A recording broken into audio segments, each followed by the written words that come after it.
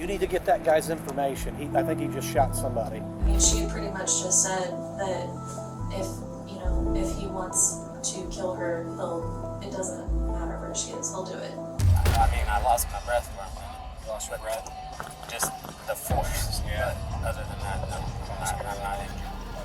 It's just after 5 p.m. at a gas station in Fishers, Indiana, where police respond to a report of a woman shot multiple times in broad daylight.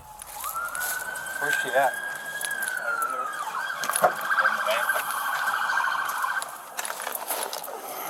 She's inside the van? Yeah.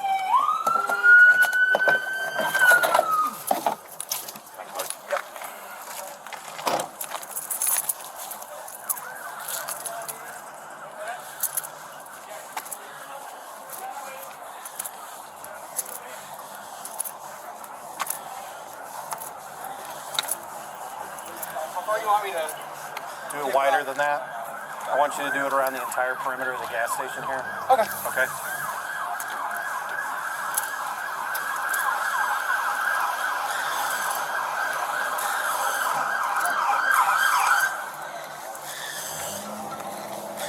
There's shell casings everywhere. Yeah. Police find a horrifying scene. 33-year-old Kaylah Farmer shot numerous times and lying dead behind the steering wheel of her minivan. You want to do probably if you are willing. You want to do an enter on this so we don't have anyone walking through the crime scene? Sorry, what, buddy? We'll do an enter on this. I'll have them once they get to the outer. Okay. Cordon this off so that nobody tramps us through here and messes up the scene. We'll just have them probably route it right around here. Okay. Yeah, who's the on-call? Let me go look that up. I'll get that for you. I was going to say they're going to be activating everybody.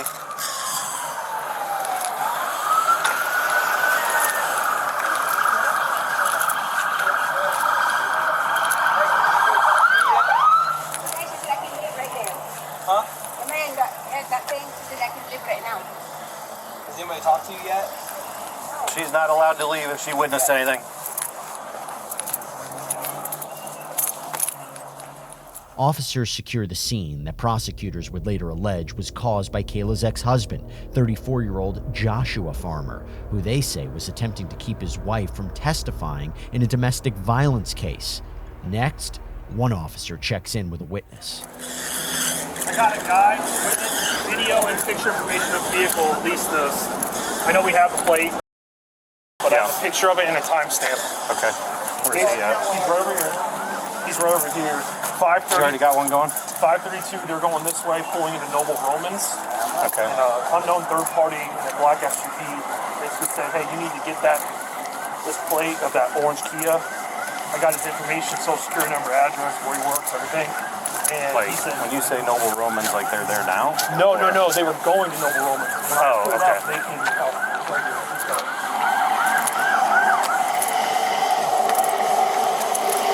Yeah, this is my boss. How you doing, sir? Good, how are you?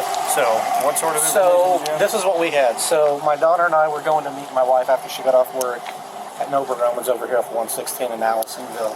As we're in the turn lane, there's a red Kia SUV and then a silver vehicle in between, and then there was a black gentleman in a black vehicle.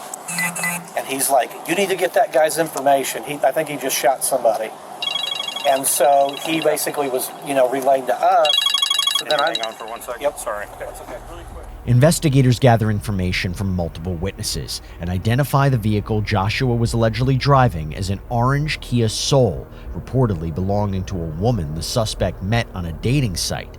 Review of the gas station surveillance cameras would later show the suspect pull in just after the victim, where one witness said he, quote, completely just unloaded into her window, according to a probable cause affidavit. There weren't any kids in there, was there? No. Did you want to find this? Yep. I kind of took this on my own. If you need me to do something else, just let me know. No, actually, if you just wouldn't mind taking care of this for right now, that's good. We'll have detectives and everything. Okay. Whatever you need. All right, thank you. We'll do We'll just do a carotid check real quick, if that's cool. Yeah, that's fine. Let me double check that with him real quick. Your guy sent this. Hey, Todd. So we're tracking. Are you cool with them doing a carotid check just to confirm? Yeah. Okay. Just want to make sure. Another witness reported hearing around 30 to 40 shots being fired during the attack. An autopsy later confirmed Kaylah had suffered more than 15 gunshot wounds. With multiple agencies now in hot pursuit of the suspect, an affidavit reveals that detectives conducting electronic surveillance in an area about 30 minutes away from the crime scene noticed, quote, a pair of shoes behind a growth of shrubs and identified the stowaway as Joshua, who was quickly apprehended. Next, we join one detective as Joshua is handed off to his custody.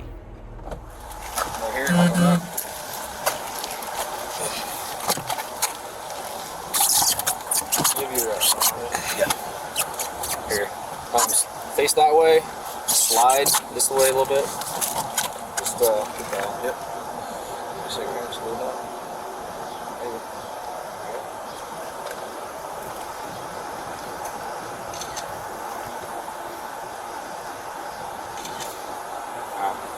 Now you can turn back in the seat just as you normally would.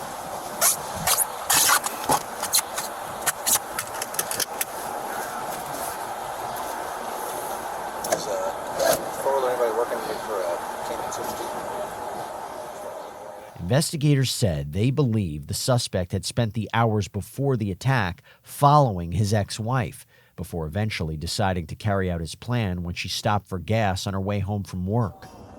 Other than the whole situation here, physically, are you any kind of harm right now? No? Okay. Make sure that obviously I was not there when we located you initially and making sure you're alright.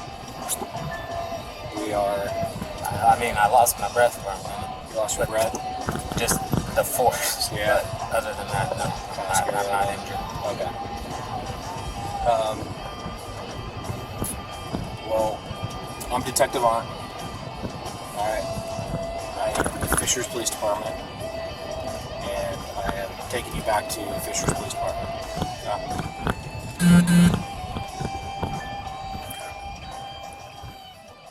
23 days before Kaylah's murder, Joshua was reportedly arrested and handed 10 felony charges, including confinement, strangulation, domestic battery, intimidation, and pointing a firearm.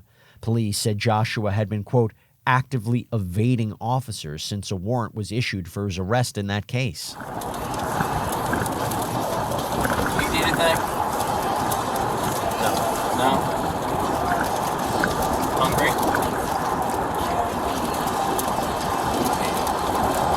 A little bit.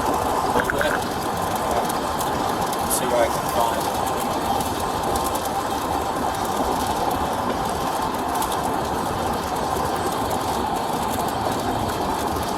Talk to your dad for a little while today.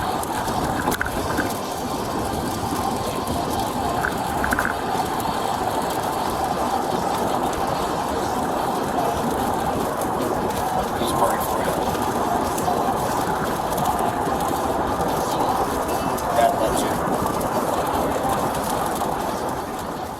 Court documents show that the couple's 11-year-old son described disturbing past instances of domestic violence to police, including hearing Joshua choke and punch his mother.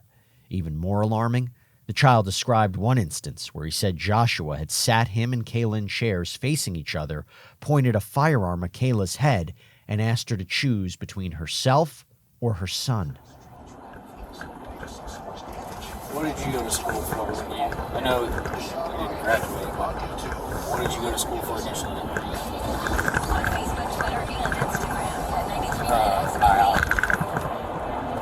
Biology? So do I.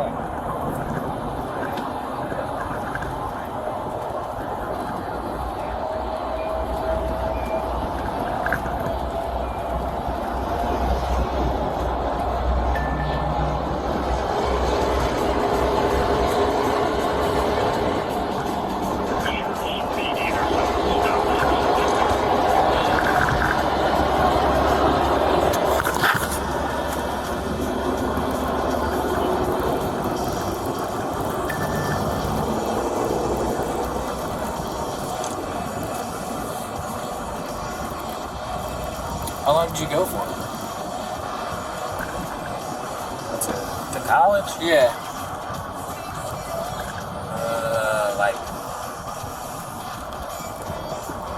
It was like the summer and the first semester. Co-workers of the victim described regularly seeing marks and bruises on the 33-year-old, who they said was working on an escape plan and had been staying in a shelter. Did you like it there, or you just didn't like the studies and stuff weren't your thing? I liked it. I just didn't know what I wanted to do. Yeah. I don't know what y'all talked about, but me and my dad's relationship is not good. Oh, it's not? So, I just didn't know what I wanted to do, really. Yeah. So I was just kind of following what he did. Yeah. And then once I got there, I did a summer program.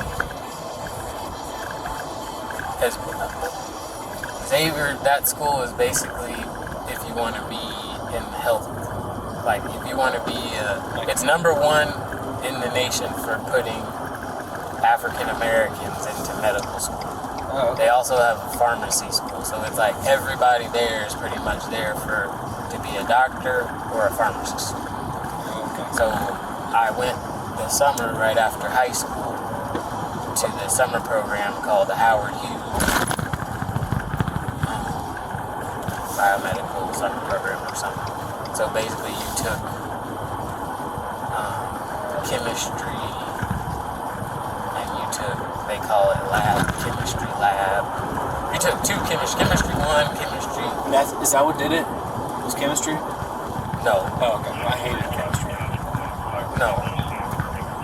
It was the shadowing. So part of the program, like I said, everybody there is pretty much there to be a doctor. So we would do the classes, and then outside of class, we would go shadow. We would go to like medical school and talk to like the residents and shadow what they did and stuff. Yeah.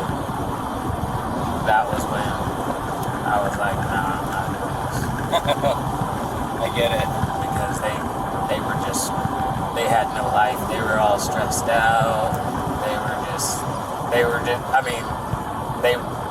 You would think, you're trying to appeal, like, oh yeah, you want to do this, but they were just pretty miserable just because they didn't get any sleep and all that. Yeah. So I kind of changed my mind. It's understandable. And then knowing how my dad was, he was never home. Always on call.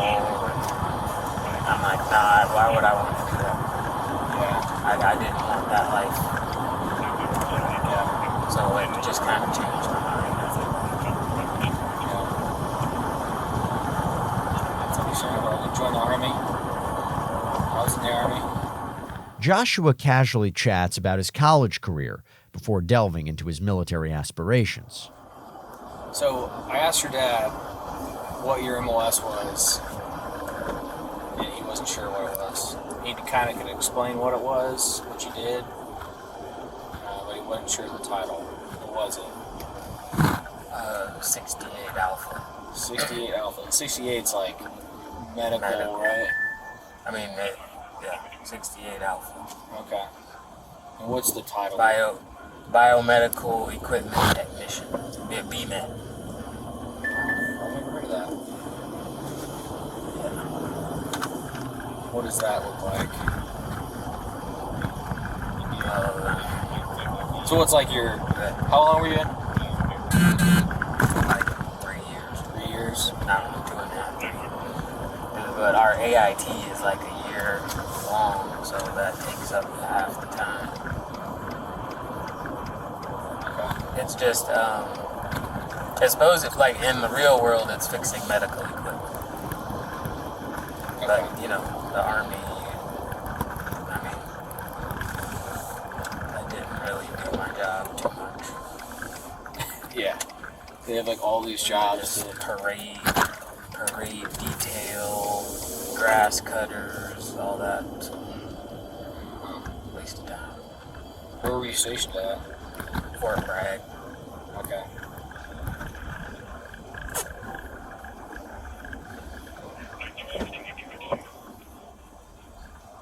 You make some rank? No. No? I mean, I was just a specialist by the time I got out. Well, you have some responsibilities as well. Some leadership stuff you can get. What year did you get out? 2012.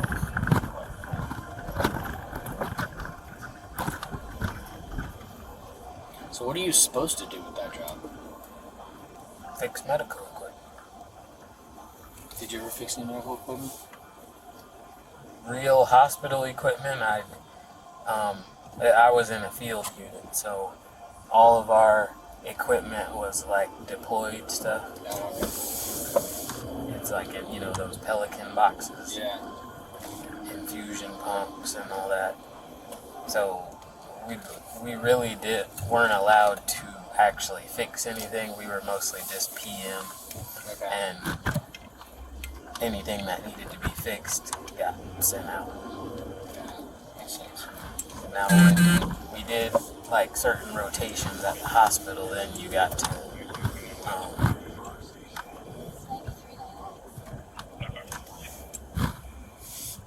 work on some equipment, but mostly they let the civilians do that. We were just the detail. I was in a logistics company, so we just were in a big warehouse with like supply and all that. Did you enjoy any of it? Yeah, I enjoyed it a lot. Oh, okay. But I joined it for that job, so not being able to do that job was kind of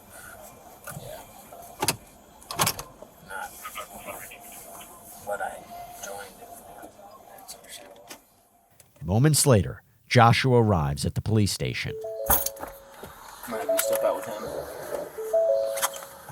I'll just sit now. There's that running board right there.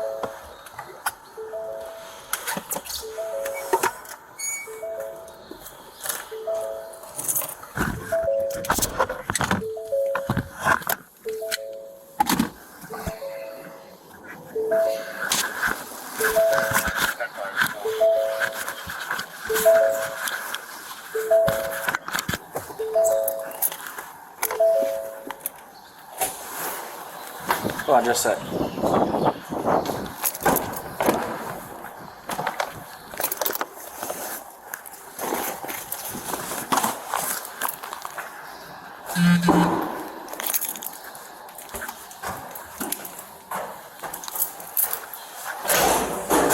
Take the stairs.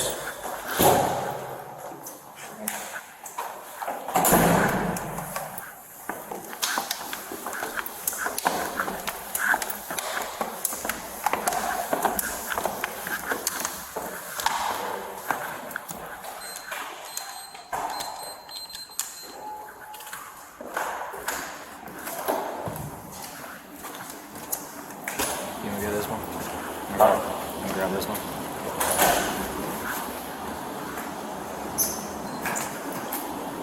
Room 2. Yeah.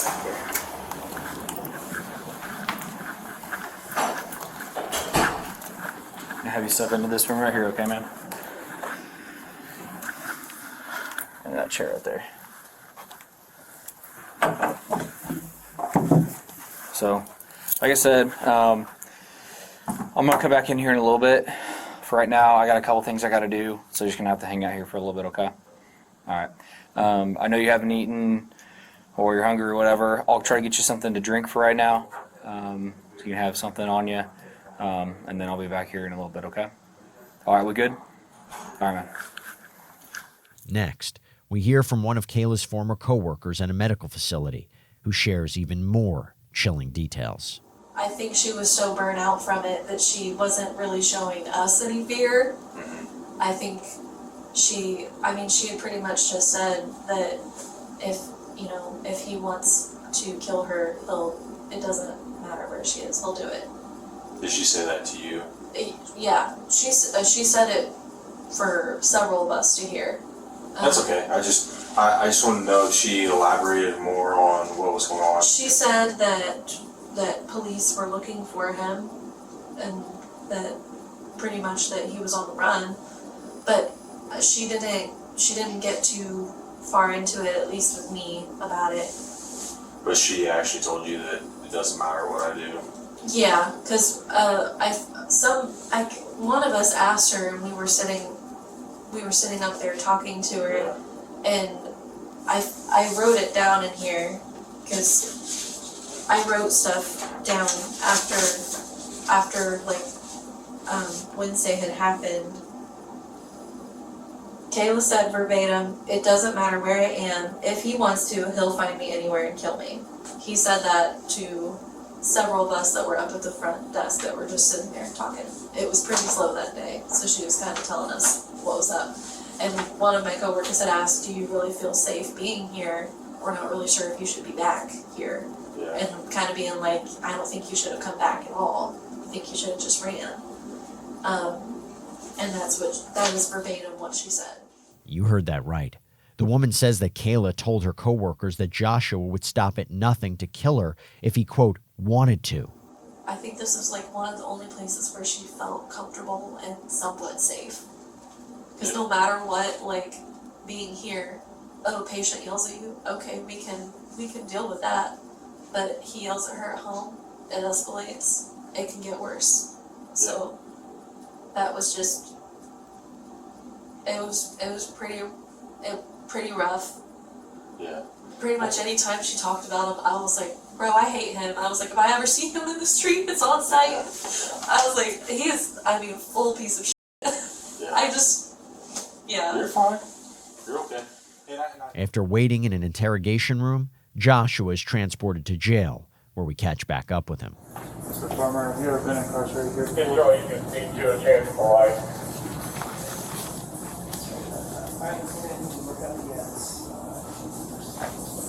I'll pat you down real quick. After I pat you down, I'll take you to the cuffs, right?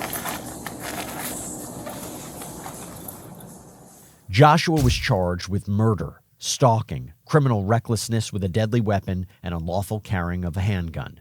He later accepted a deal and pleaded guilty to murder and stalking while the other charges were dismissed. The 34-year-old was sentenced to 80 years behind bars.